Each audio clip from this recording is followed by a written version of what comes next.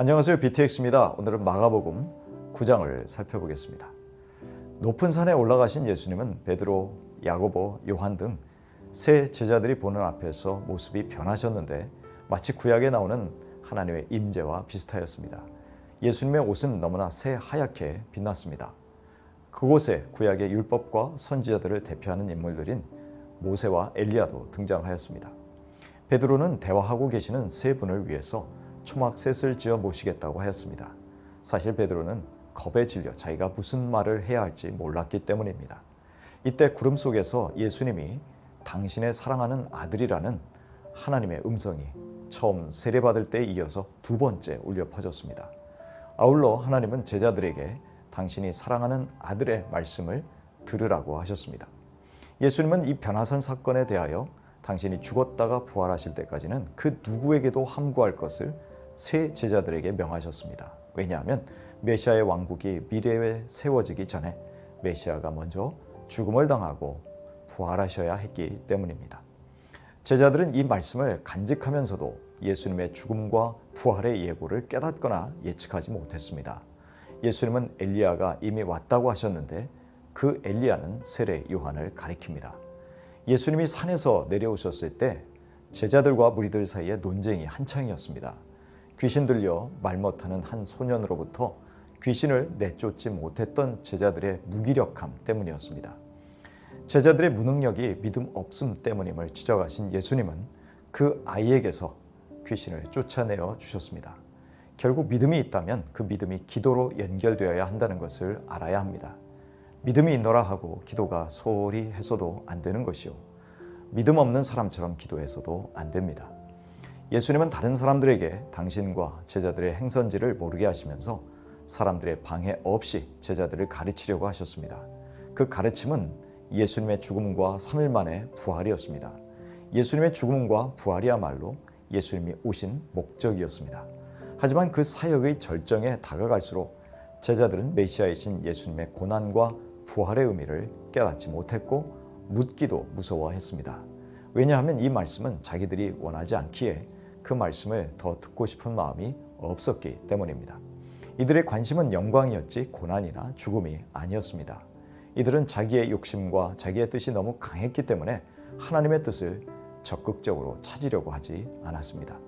게다가 제자들은 여전히 누가 더 큰 위치에 있느냐에 더 촉각을 세우고 서로 논쟁하고 있었습니다.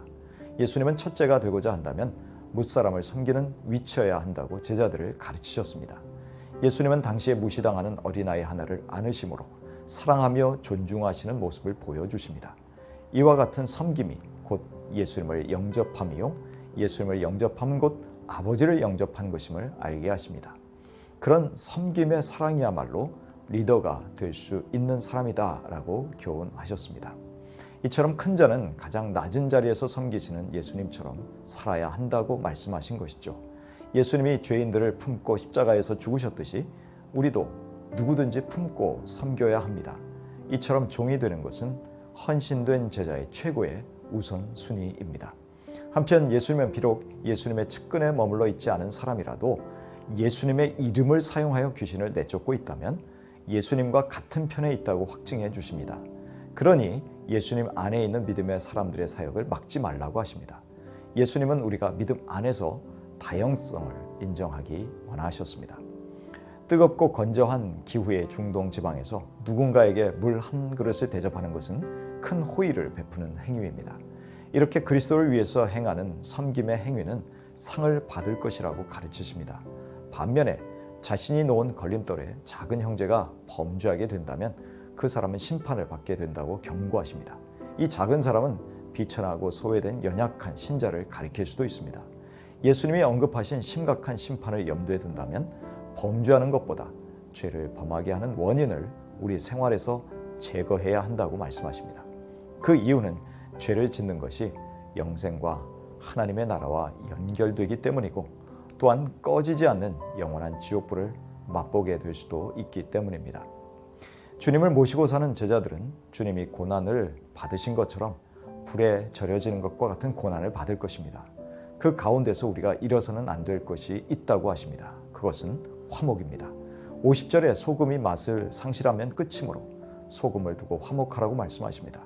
즉 불화와 반목과 싸움과 다툼이 있다면 이미 그 속에 소금의 맛을 잃었다는 것이요, 이제는 밖에 버려져서 짓밟힐 일만 남은 것입니다. 소금으로 비유되는 우리 그리스도인의 정체성은 우리가 형제 자매들과 화목하게 사랑하며 사는가를 통해서 증명된다는 말입니다. 이것이 우리 신앙인들의 참된 표지이기도 합니다. 산 위에서 영광스러운 모습을 보여주셨던 예수님은 산 아래에서는 죽음과 섬김의 삶을 예고하시고 그 삶을 제자들에게도 요구하십니다.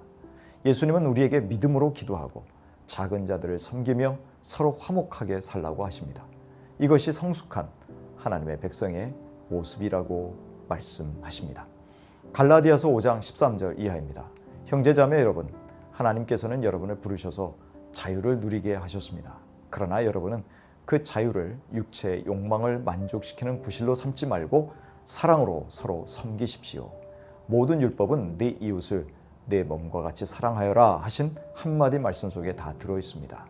그런데 여러분이 서로 물어뜯고 잡아먹고 하면 피차 멸망하고 말 터이니 조심하십시오.